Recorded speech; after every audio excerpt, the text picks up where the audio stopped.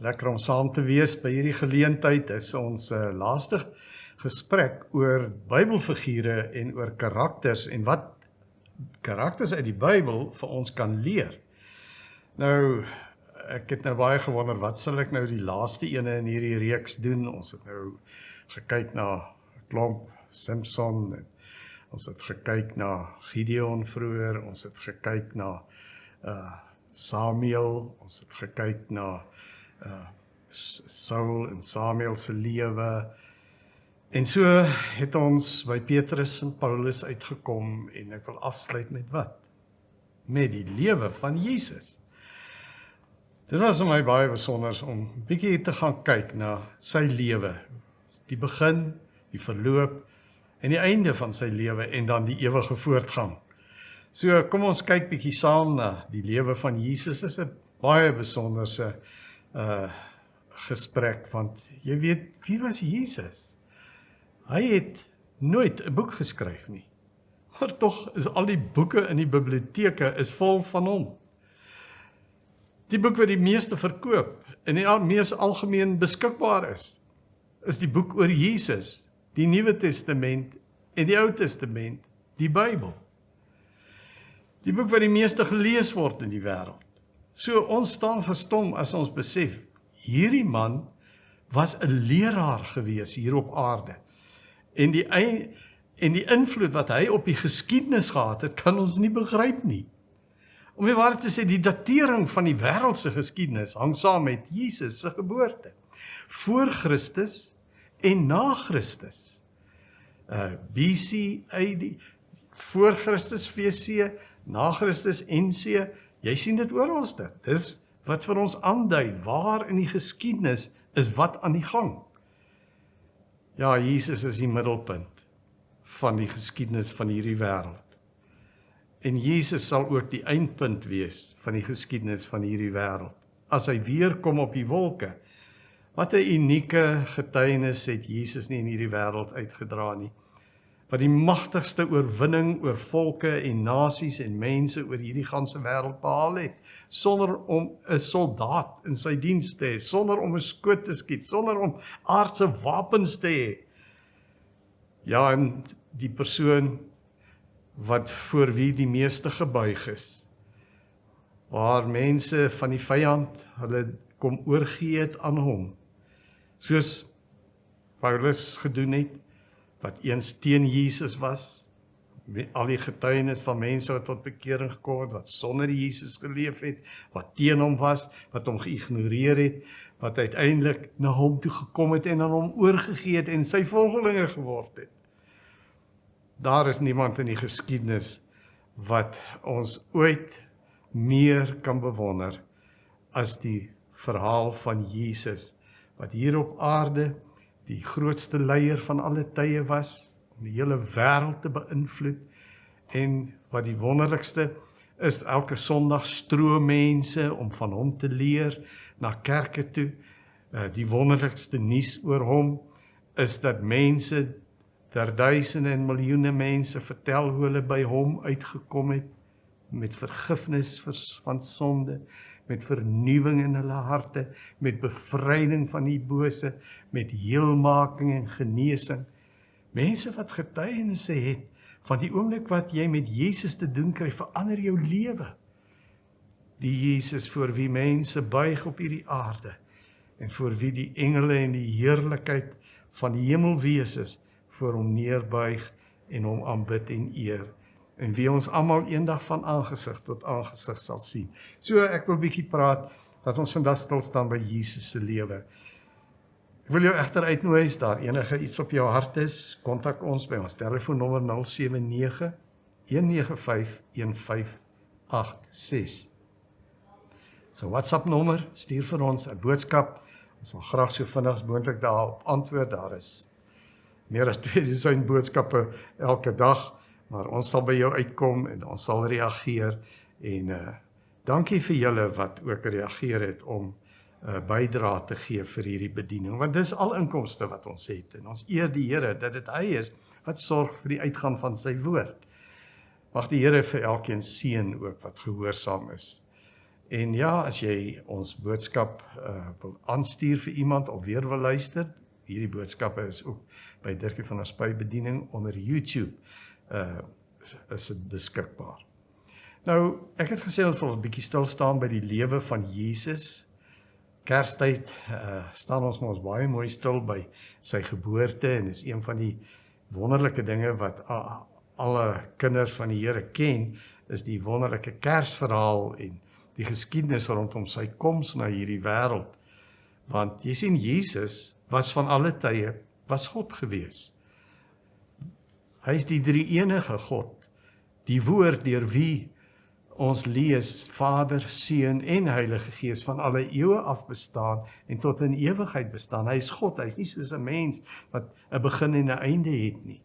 Ja, en daarom lees ons dat Jesus betrokke was reeds van die begin af by die skepping deur die Logos, deur die woord, deur Jesus in sy voorgeboortelike toestand het hy in die skepping betrokke gewees saam met die Vader en die Gees wat gesweef het oor die waters. So lees ons dat hy ook 'n belangrike rol in die Ou Testament gespeel het, waar daar gepraat word van die engel van die Here wat belangrike dinge op aarde kom doen het, en dan sy geboorte uit die Heilige Gees in 'n jong vrou Maria, waar hy mens word en waar Jesus, die God van alle ewigheid af, mens word en gebore word in 'n stal in Bethlehem. Nou, ons ken almal hierdie wonderlike verhaal en profesie wat deur al die eeue, 1500 jaar wat ons van lees in die skrifte, wat daar voorspellings was deur al die eeue van die koms van Jesus.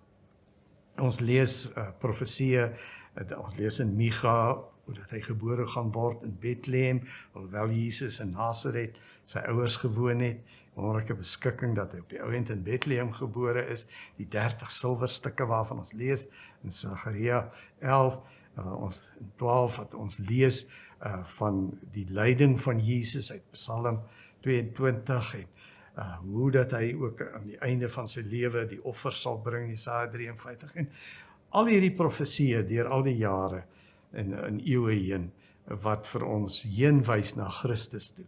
So, die wonderlike geboorte van Jesus ken ons almal. Ek lees vir ons 'n deeltjie net, waar Josef in 'n situasie is, waar hy sien sy vrou is, sy verloofde, is swanger, en hy wil nou nie in hierdie krisis vir haar laat beland nie, en hy wil liewers in die geheim van haar afskeid neem en pad gee. Staan daar, terwyl Josef dit in gedagte gehad het daar 'n engel van die Here in 'n droom aan hom verskyn en gesê, Josef, seun van Dawid, moenie bang wees om met Maria te trou nie, want wat in haar verwek is, kom van die Heilige Gees. Sy sal 'n seun in die wêreld bring en jy moet hom Jesus noem, want dit is hy wat sy volk van hulle sondes sal verlos. Dit het alles gebeur, sodat die woord wat die Here deur sy profeet gesê het, vervul sou word. Die maagd sal swanger word en 'n seun in die wêreld bring, en hulle sal hom Immanuel noem. Die naam beteken God by ons. Dis die getuienis van Jesus se geboorte. Dat dit duidelik moet wees. 'n Engel het die boodskap gebring. Hy gaan gebore word. God gaan mens word. En Jesus moet sy naam wees, wat beteken redder. Jesus, verlosser, die een wat julle kom losmaak en verlos van julle sonde. Dis hoekom hy kom. En dit gaan 'n bonatuurlike swangerskap wees, want die Heilige Gees gaan in Maria kom werk, 'n wondergeboorte van 'n seentjie wat uit die geslag van Dawid, soos deur al die eeue voorspel is, gebore gaan word.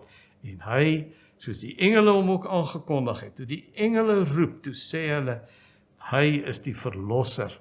Hy is die ene wat gaan kom om die volk te verlos en hulle Here te wees. Dis wat die engelkoor ook gesing het, ere aan hom, die Here en die verlosser wat gebore is in Bethlehem. Interessant dat Jesus gebore is in 'n stal, die koning van die konings, die belangrikste mens wat ooit op aarde was, waar God mens geword het, in 'n stal gebore, eenvoudig, geen paleis, geen blink en eer en hof en paleis versorging nie. Nee, hy word gebore as 'n eenvoudige mens waar hy hier op aarde leef. En dan verduidelik hy vir hulle, die wat hier eerste wil wees, gaan eendag laaste wees. My koninkryk is nie van hierdie wêreld nie. Jy weet, julle wil op die voorste sitplekke wees, die mooiste klere aantrek, julle wil geken word, geëer word. Nee, nederigheid, diensbaarheid, dis die boodskap van grootheid in God se koninkryk. Dis wat julle moet doen, dis hoe julle moet lewe, dis hoe julle mekaar moet eer, en dis hoe julle mekaar moet versorg en moet dien. Ek het gekom om julle voete te was, om 'n diensknegt te wees, om my lewe af te lê vir julle. Jesus het 'n ander koninkryk gehad, ja, maar daarom het hulle hom ook erken, as die Messias, koning, wat sou kom. Waarna hulle deur al die eeue uitgesien het, wat voorspel is deur die hele Ou Testament, en die verwagting wat daar was, dat die Messias sou kom. En dan sien ons, toe Jesus sterwe, toe is hulle moedeloos. Toe sê Thomas, nee, dit is verby, ek glo nie en ek sal nie meer glo nie, tensy ek sien dat hy lewe, en ek my vinger in sy wonde kan druk. En dan verskyn Jesus aan hulle, en hy sê, Thomas, kom hierso. En dan sê hy vir Thomas, kom druk jou vinger in my wonde, dat jy kan sien, ek het vir jou gesterf aan die kruis, en dat ek leef, en dat ek 'n hemelse koninkryk het, en 'n ewigheidskoninkryk het, en dat ek die ware God is. En dan sê Thomas, my Here en my God. En is Thomas bereid om vir hierdie God sy lewe af te lê. Hy het uiteindelik as sendeling in Indië gesterf, waar die inboorlinge hom doodgesteek het met spiese, en hy het sy lewe afgelê, want hy is oortuig. Hy weet nou waarin hy glo is die waarheid. Jesus is die Messias, die koning van 'n hemelse koninkryk, van 'n hemelse heerlikheid, waar hy op troon sit, waar hy hemel toe teruggegaan het, om weer sy posisie aan die regterhand van die Vader in te neem. Daardie man wat vir Jesus gekruisig het, 'n Romeinse offisier wat tot bekering kom daar by die kruis en sê, hierdie man is waarlik die seun van God. Hy is die Messias. Hy is die een na wie ons verlang het. Dis wat Petrus ook gesê het. Ons lees in daai gedeelte in Matteus 16. Kom ek lees dit net vir julle. Maar julle het gevra, wie sê julle is ek? Jesus vra, wie is ek? Maar julle het Jesus gevra, wie sê julle is ek? Simon Petrus het geantwoord, u is die Christus. Die Griekse woord vir Messias. U is die Christus, Messias, die seun van die lewende God.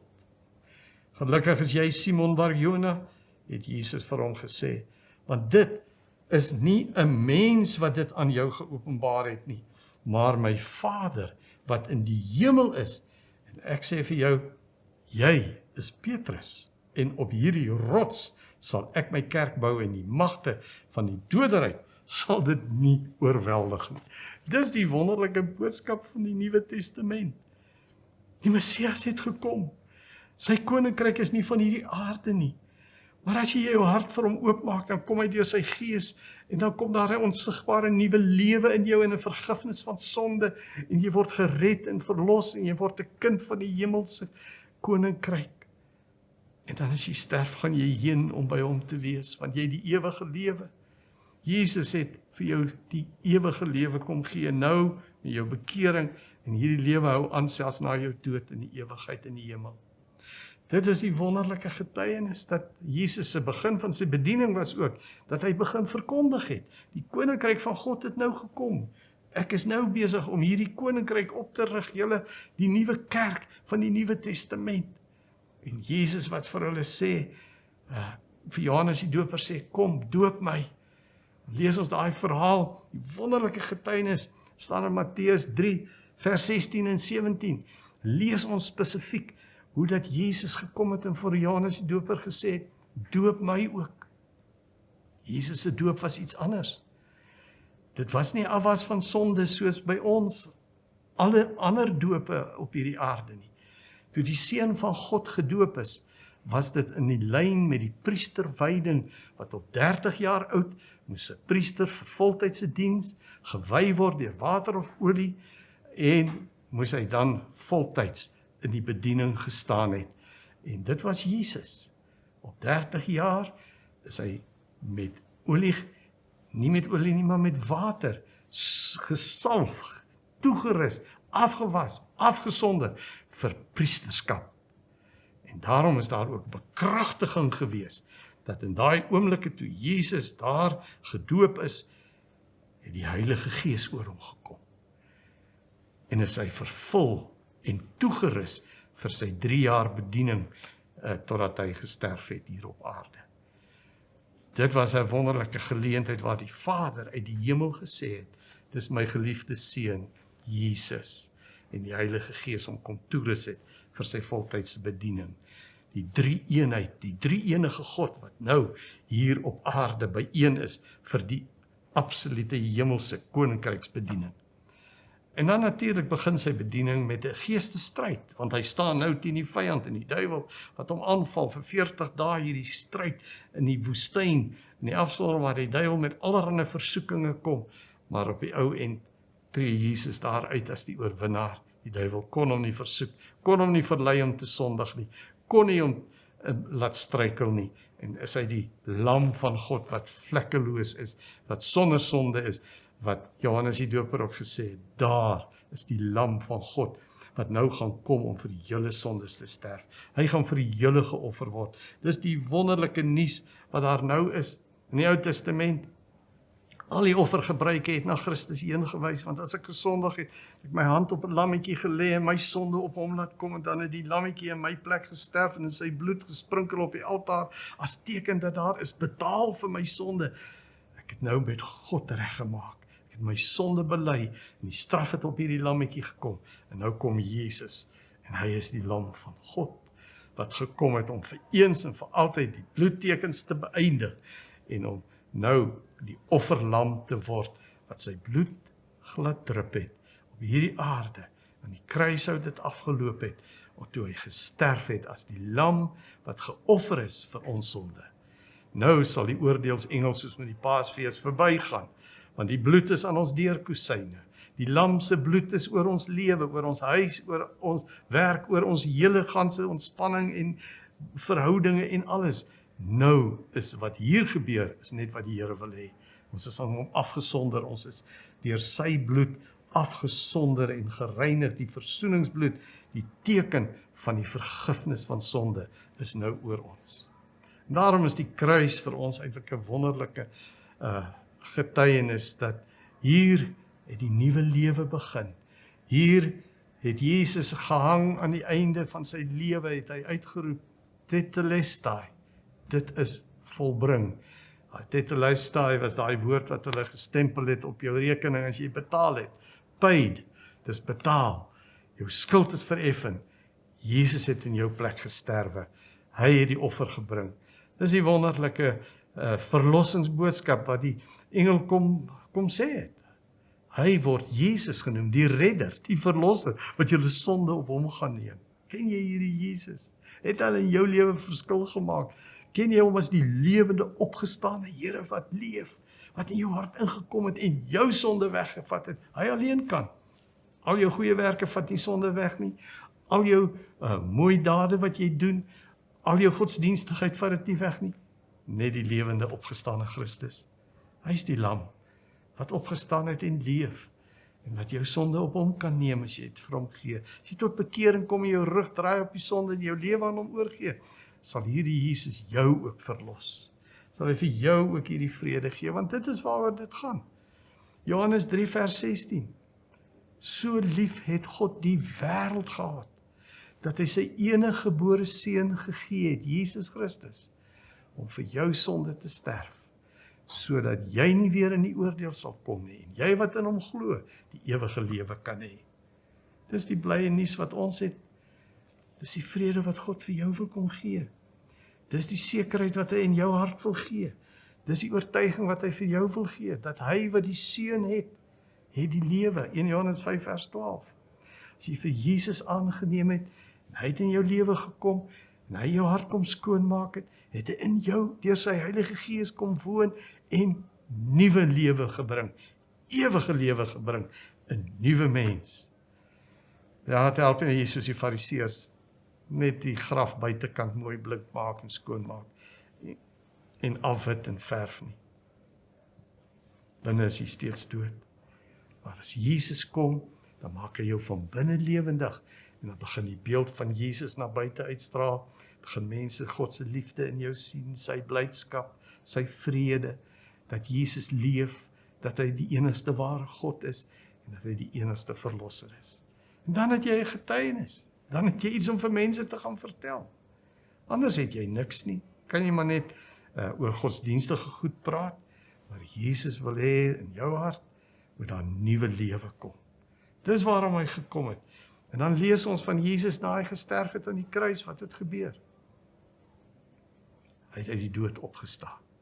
Soos wat hy voorspel het, soos wat hy gesê het, soos hy sy disipels voorberei het. Op die 3de dag sal ek opstaan uit die dood. En dan kom hulle daar, die klip is oopgerol.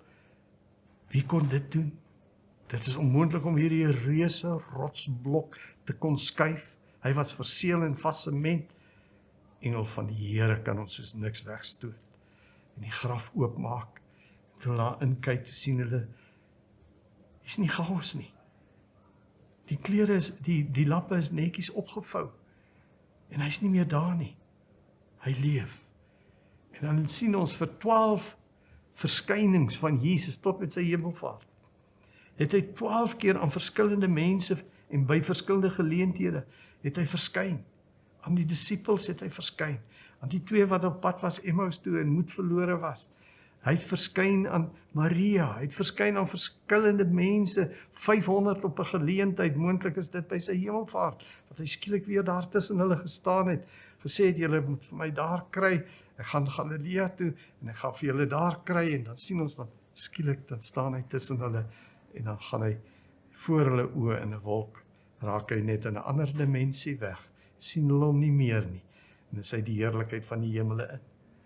En dan het die Jesus, wat die dood oorwin het, wat lewe, het hy opgevaar het na die hemel, waar hy vir ons gaan plek berei het, en waar hy nou sit aan die regterhand van die Vader, waar hy vir ons intree, en waar hy vandaan vir ons gesê het, ek stuur my gees na julle, en ek gaan nou in julle woon, en ek gaan by julle wees, en julle gaan nie meer alleen wees nie, ek gaan nou altyd by julle wees, ek gaan in julle wees, ek gaan by julle wees, ek gaan vir julle 'n trooster wees, ek gaan vir julle 'n helper wees, nou gaan ek elke oomblik, 24/7, gaan ek by jou wees, en ek gaan deur jou werk, ek gaan jou toerus, ek gaan jou lei, ek gaan met jou praat, jy gaan my stem leer ken, en ek gaan deur jou kragtige dinge doen, ek gaan met my gees, gaan ek toerus, vir jou, om die gawes te kan mense mee te bedien, vir iemand wysheid te gee, kennis te gee, wat ek vir jou sal gee,